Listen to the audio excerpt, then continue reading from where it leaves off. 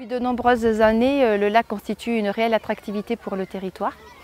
Donc il y a eu une volonté, une dynamique autour d'un développement et d'une stratégie politique touristique. Cette stratégie a vu le jour dès 2012 avec le pôle d'excellence rurale, où là l'intercommunalité, la Comcom de la Châtaigneraie et la CABA ont défini une stratégie de développement pour le lac. Donc ça a commencé en 2012 avec de nombreux aménagements.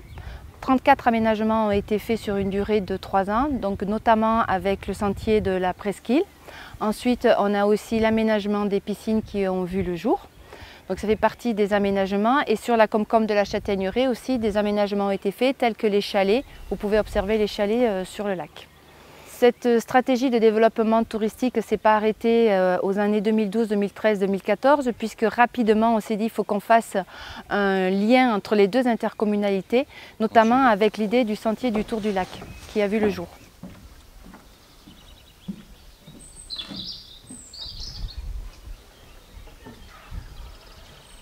On a effectué une première tranche qui est le piège des Houilles, le coup d'air d'Abra en allant jusqu'au village de la Capelle-Viescamp. Du côté de la Comcom de la Châtaigneraie, il y a des tranches aussi qui ont été effectuées. Et il nous manque 2 tranches sur le territoire de la communauté d'agglomération du bassin d'Aurillac, donc relier la Capelle-Viescamp au marais du Cassan. Et il nous manque le point d'orgue qui serait d'aménager le viaduc du Ribérès.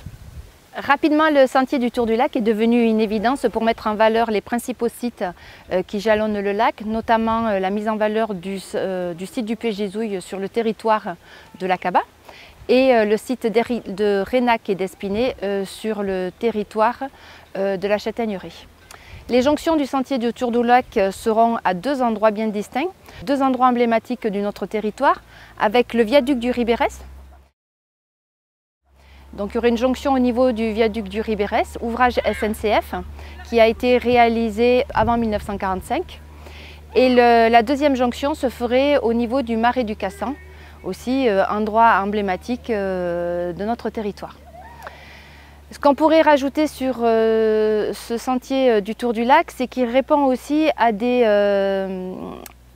attentes d'aujourd'hui, c'est-à-dire à une mobilité douce. Donc le sentier du Tour du Lac, c'est 42 km. C'est 42 km que l'on peut effectuer à pied, à vélo et aussi à cheval. Donc on est en plein dans la mobilité douce, dans aussi le souci environnemental, puisque on va surtout s'appuyer sur des éléments existants, des parcours de randonnée existants. Les structures construites seront en bois, donc une intégration parfaite dans l'environnement. Pour les grands randonneurs, il y aura la possibilité de faire le sentier du Tour du Lac de 42 km, ou bien alors on pourra faire des tronçons, puisqu'on a différents chemins de randonnée qui viennent se greffer au sentier du Tour du Lac. Notamment comme sur la commune de la Capelle-Viescamp, vous pouvez faire le sentier de Viescamp qui vient se rattacher au sentier du Tour du Lac. Voilà. Ou bien encore le tour de la presqu'île du Piège des Houilles pour une promenade dominicale.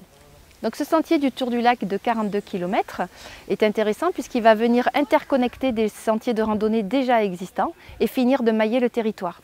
Donc finalement, on ne va plus parler de communauté d'agglomération du bassin d'Aurillac, mais on va vraiment parler d'un territoire géographique et non plus d'un territoire administratif. La réalisation d'un tel projet, comme le sentier du Tour du Lac, ne peut se faire sans le soutien de partenaires comme EDF, la SNCF et de soutien financier aussi, avec l'appui du département du Cantal, et aussi les fonds massifs. Alors bien sûr, cet aménagement va venir compléter toutes les activités de pleine nature que l'on peut faire autour de ce lac, notamment 42 km, et bien ça nous fait penser à un événement sportif comme le marathon. Voilà. Donc peut-être qu'un jour nous accueillerons le marathon sur ce sentier du Tour du Lac.